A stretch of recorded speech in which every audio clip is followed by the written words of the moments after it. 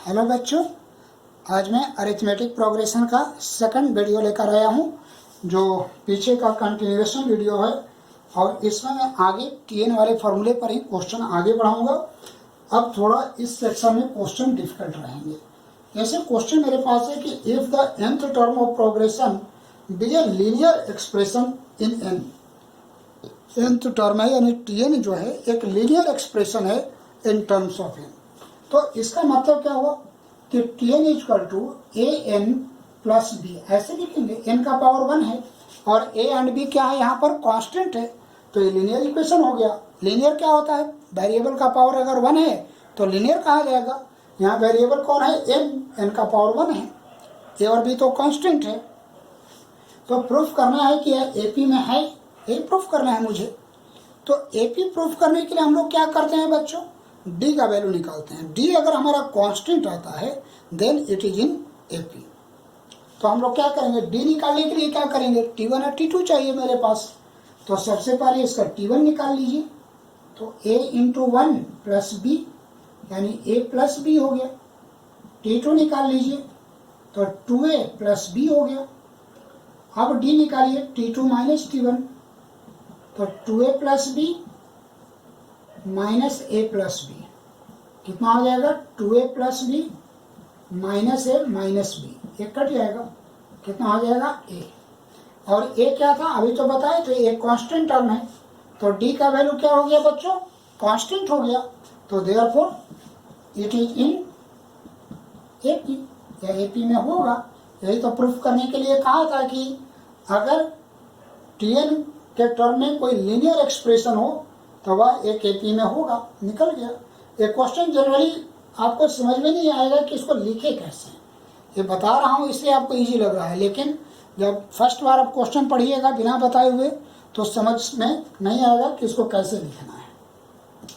चलिए ठीक है, अगला क्वेश्चन मेरे पास है, कहता है कि if the pth term of AP is Q, pth term यानी TP is equal to Q and qth term is p यानी tq is equal to p, then find nth term यानी tn बराबर what, ये निकालना है। यही मेरे given है, tp यानी pth term q है and qth term is p, find the nth term। तो कोई भी एपी के लिए क्या करते हैं बच्चों, फर्स्ट टर्म चाहिए। Let first term is a and common difference equal to d. अब यहाँ से ये pth टर्म है तो a plus p minus 1 into d equal to q हो जाएगा। यहाँ qth टर्म है तो a प्लस n माइनस 1 यानी q माइनस 1 इंटू डी बराबर p हो जाएगा। अब करना क्या है, सोल्व करिए। क्वाड्रेटिक इक्वेशन की तरह साइन बदलिए, क्वाड्रेटिक कर रहे हैं, लीनियर इक्वेशन की तरह सोल्व करिए। माइनस एक कट जाएगा, कितना हो जाएगा, p minus 1 into d minus q minus 1 into d equal to q minus p. यहाँ से d कॉमन निकाल लीजिए। तो d कॉमन निकालिएगा तो क्या बचेगा, यहाँ p माइनस 1 बचेगा, यहाँ क्या बचेगा, माइनस क्यू प्लस 1 बचेगा और equal to q minus p. ये प्लस माइनस 1 कट गया, d p माइनस क्यू हो गया। देखिए यहाँ पर p माइनस क्यू आ रहा है और यहाँ पर q माइनस पी है, ऑर्डर का डिफरेंस है, तो यहाँ माइनस साइन ले लीजिए और ये भी p माइनस क्यू हो जाएगा। तो p माइनस क्यू कट गया, तो d इक्वल टू क्या हो जाएगा, माइनस 1। तो d तो निकल गया हम लोग का। अब d निकल गया तो हम लोग tn किसी इक्वेशन में जाइए कहीं पर इसमें और d का वैल्यू डाल दीजिए।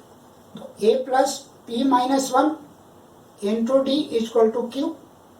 अब यहाँ डी का वैल्यू डालिए, a plus P minus 1, d का वैल्यू कितना हो गया, माइनस 1 इक्वल टू क्यू।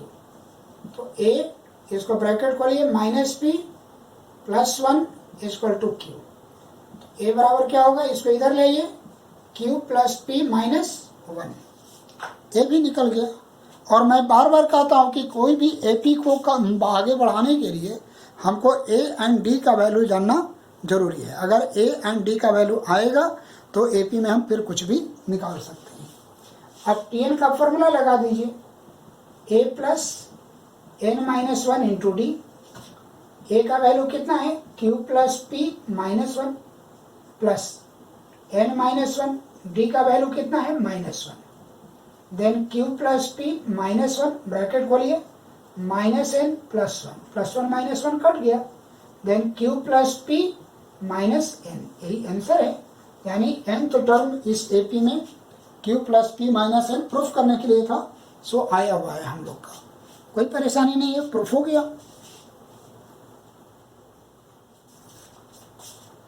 ठीक है, बात समझ में आ रही है, चलते हैं आगे बढ़ते हैं।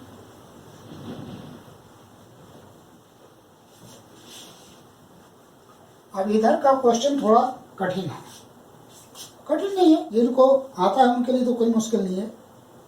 कहता है कि if m times of mth term of AP, m times of mth term, tm का m times is equal to n times of nth term of AP, then so that m plus nth term यानी t m plus n का value 0 होगा, ये proof करना है हमको।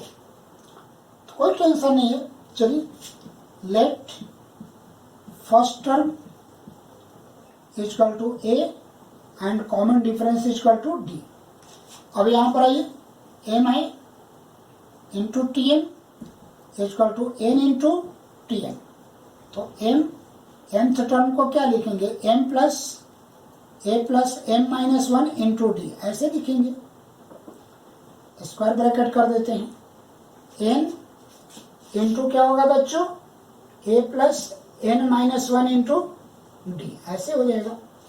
तो इसका ब्रैकेट खोलिए a m minus n into m minus one into d, minus नहीं प्लस, यहाँ ब्रैकेट खोलिए a n plus n into n minus one into d. अब क्या करते हैं, इसको इधर ले आते हैं, then a m minus n, इसको इधर ले जाते हैं, तो n into n minus one into d minus n into m minus one into D. यहाँ से a कॉमन निकाल देते हैं, तो m माइनस n, यहाँ ब्रैकेट खोलते हैं, तो n स्क्वायर माइनस नहीं, अच्छा n square minus n minus m square plus m और d कॉमन निकाल दीजिए, यहाँ पर d कॉमन निकाल लेते हैं और फिर अंदर में ब्रैकेट खोल लेते हैं। आगे बढ़ाइए a into m minus n, जरा इन दोनों को हम एक साथ ले लें तो a m माइनस n हो जाएगा, ये दोनों a और a, तो m माइनस n हो गया। और इसकी चर्चा अगर कर लें तो a हो जाएगा n square minus m square, तो इसको n plus m into n minus m ऐसे लिख सकते हैं। और ये पूरे का ब्रैकेट में d है, d बाहर है अपना लिख दिए। लेकिन देखिए ऑर्डर देखिए, यहाँ m माइनस है, यहाँ m माइनस है, यहाँ n माइनस m है, तो इस ऑर्डर को हमें बदलना पड़ेगा, नहीं तो फिर कॉमन कैसे निकालेंगे। यहाँ m माइनस n है, यहाँ भी m माइनस n होना चाहिए तभी कॉमन निकलेगा। तो उसका भी तरीका मैंने सिखाया है कि m माइनस n, यहाँ साइन बदल दीजिए, minus n plus m into m minus n और इंटू डी ऐसे।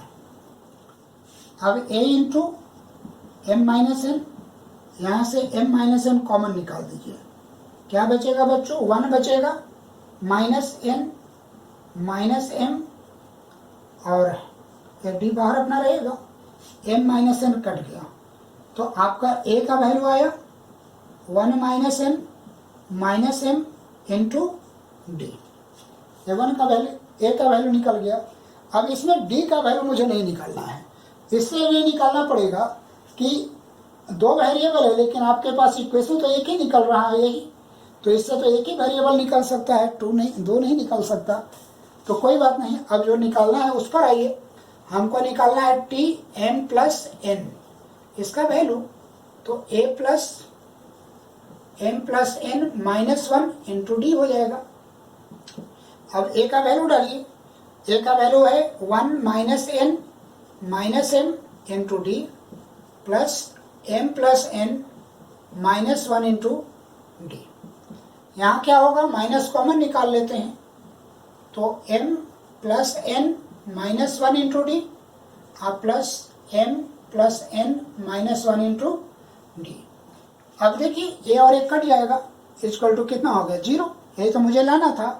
अब यहाँ पर भी ध्यान दीजिएगा कि a और a है सेम ही, केवल साइन का डिफरेंस है। जैसे 1 के आगे प्लस है तो यहाँ माइनस है, यहाँ n के सामने माइनस हो तो यहाँ प्लस है, m के सामने माइनस हो तो प्लस है। तो ऐसी परिस्थिति में इसमें या इसमें कहीं भी अगर माइनस कॉमन निकाल लीजिएगा तो सेम हो जाएगा, और इस तरीके से क्वेश्चन बन जाएगा। तो ये क्वेश्चन थोड़ा पैसेंस रखकर बनाना है, कोई नंबर तो है नहीं इसलिए कटता नहीं है, और इसीलिए थोड़ा हार्ड भी लगता है, लेकिन प्रोसेस वही है, तो इसलिए हड़बड़ाइए नहीं। नंबर नहीं, वेरिएबल है, आप वेरिएबल ए लिखते हुए चलिए, बात बन जाएगी। आइए आगे चलते हैं।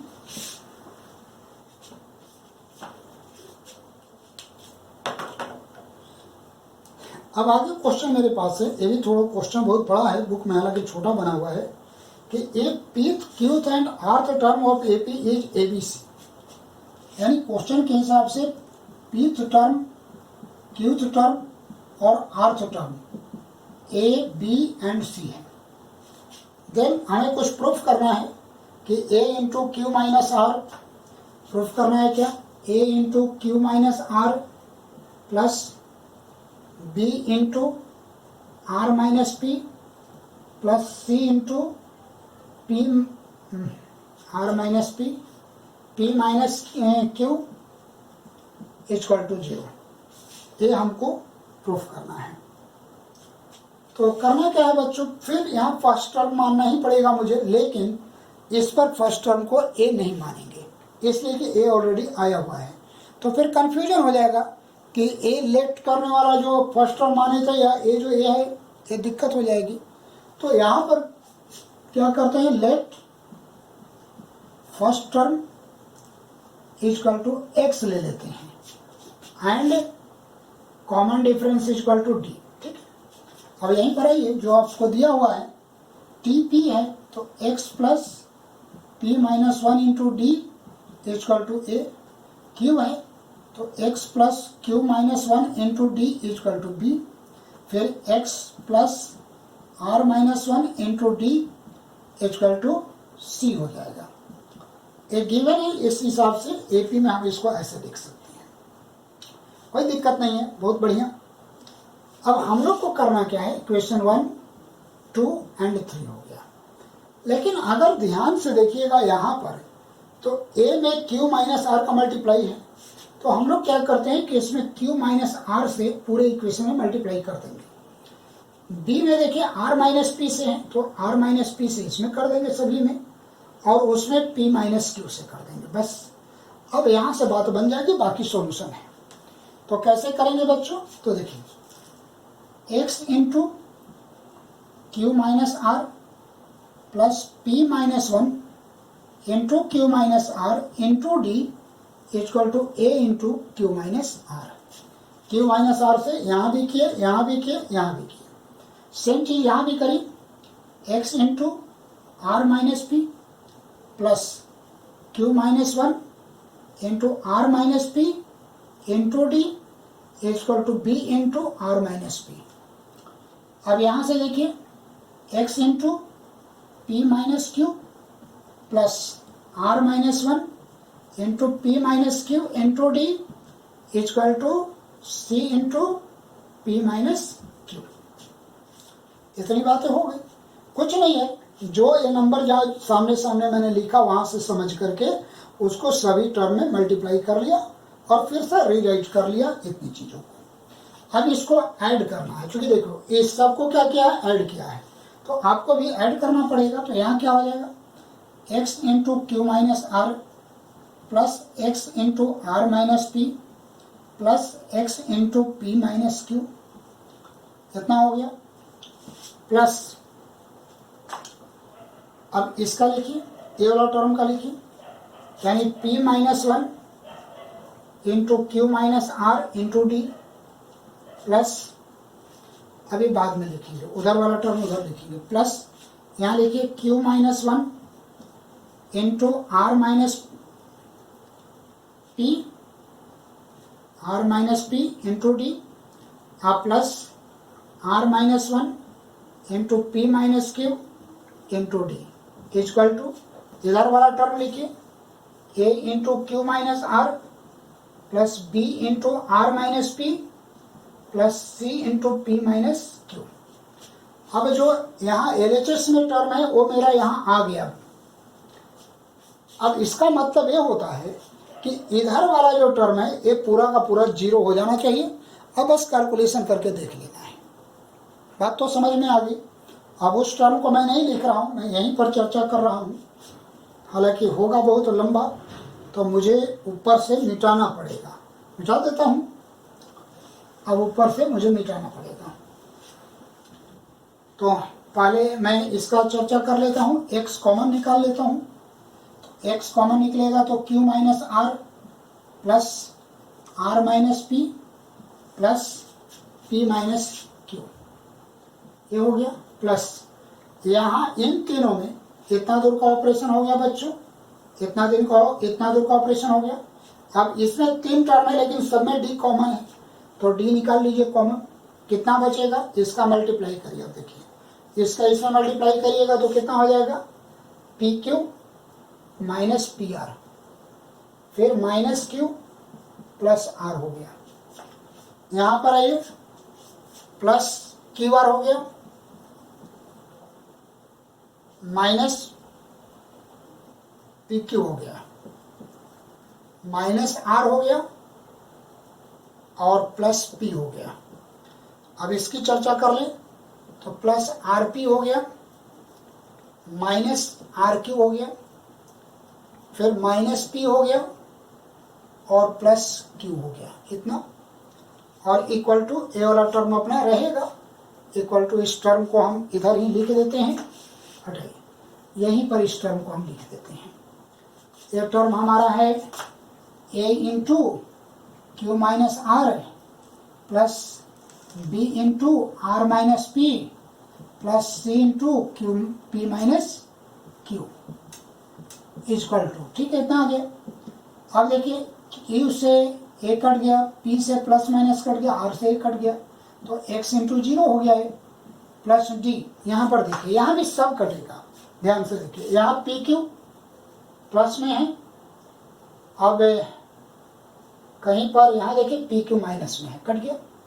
यहाँ पी आर माइनस में है, यहाँ पर पी आर प्लस में है, कट गया।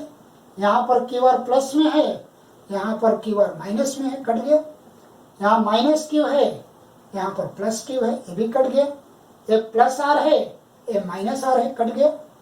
और ये प्लस पी हो गया और ये माइनस पी, ये भी कट गया। यानी डी इंटू जीरो भी हो गया।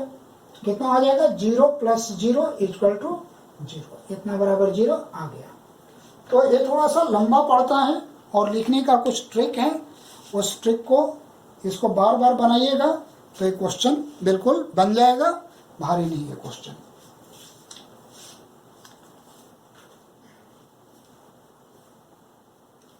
अब इसमें एक और बहुत ही महत्वपूर्ण क्वेश्चन है, मैं उसकी चर्चा कर दूं। बाकी कोई क्वेश्चन इसमें हार्ड वैसा नहीं रहता है कि अभी तक हम जो भी nth टर्म निकाल रहे हैं वो शुरू से निकाल रहे हैं, यानी फर्स्ट टर्म से, पहला से शुरू करके। अगर कोई पूछता है कि लास्ट से शुरू करके निकाली तो l minus n minus one into D, जहाँ l लास्ट टर्म होगा।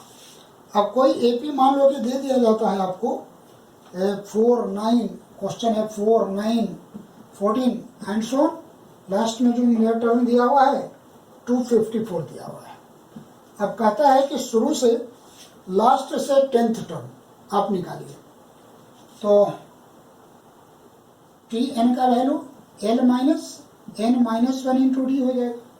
तो टी 10, एल तो हो गया 254 माइनस 10 माइनस वन यानी 9, और डी का वैल्यू कितना हो गया, 9 में से 4 जाएगा तो 5 हो जाएगा। तो 254 माइनस 45, तो 14 में से 5 गया 9 और 0 और 2 209, यानी लास्ट से 10th टर्म 209 हो जाएगा। तो इस तरीके से एपी का एक कॉन्सेप्ट भी हमारा खत्म हो जाता है। और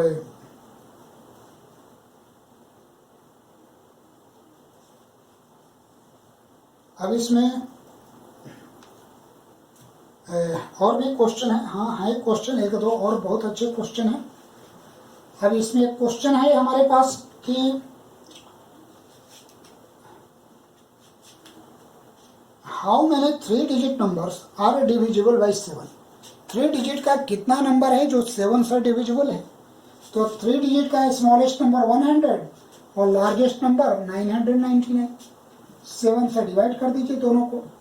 चलिए ठीक है, 7 1 जा 7, 3 0, 7 4 जा 28, 2 हो गया। 7 1 जा 7, 2 9, 7 4 जा 28, 1 9, 7 19 14, 5 19 5 हो गया। तो क्या हो जाएगा? Tn इक्वल टू, अब देखिए एपी कैसे निकलेगा बच्चों। तो पहले देखिए छोटा वाले टर्म में क्या होता है कि इन दोनों का डिफरेंस इसमें ऐड करिए, तो डिफरेंस 5 है, 5 इसमें ऐड करिए तो 105, यानी पहला टर्म है 3 डिजिट का 105 जो 7 से डिवाइड होगा। और 7 से डिवाइड होगा यानी D7 ही होगा, तो 7 5 12 112, फिर 119 एंड सो। लास्ट में कितना आएगा? तो लास्ट वाले का कंसेप्ट है कि रिमाइंडर को इसमें माइनस करिए तो 994 आ जाएगा। तो इस तरीके से एपी मेरा निकल गया, जिसमें a इक्वल टू 105 है, d इक्वल टू 7 है, निकालिएगा तब भी 7 आएगा, नहीं तो 7 का मल्टीपल था। Tn इक्वल टू 994 हो गया। तो Tn का फॉर्मूला होता है a plus n minus 1 into D. तो 994 इक्वल टू 105 प्लस n तो पता नहीं है और d का वैल्यू 7। तो 994 minus 105 equal to n minus 1 into 7। n minus 1 14 में से 5 गया 9, फिर 8 और 8 में से 1 गया तो 7 बटे 7 हो गया। तो 14 में से 5 गया तो 9, ये 9 हो गया और नहीं ये 8 हो जाएगा बच्चों। तो 8 से डिवाइड करिए 1, 8 दूनी 16, नहीं 7 दूनी 14 और सबसे 49, तो n बराबर 128 हो जाएगा। यानी 7 से डिविजिबल 128 नंबर इसमें आपको मिलेंगे। 22 ठीक है आंसर। तो इस तरीके से ये क्वेश्चन भी ऐसे बनते हैं। इसका कंसेप्ट याद रखना है कि इन दोनों का डिफरेंस जोड़ेंगे तो छोटा नंबर आएगा और रिमाइंडर को माइनस करेंगे तो बड़ा नंबर आएगा। बाकी एपी में है, बाकी क्वेश्चन बन जाएगा। तो एपी का पहला चैप्टर जो है, पहला एक्सरसाइज हम लोग बना लिए। अब अगले वीडियो में अगले एक्सरसाइज की चर्चा करेंगे। धन्यवाद।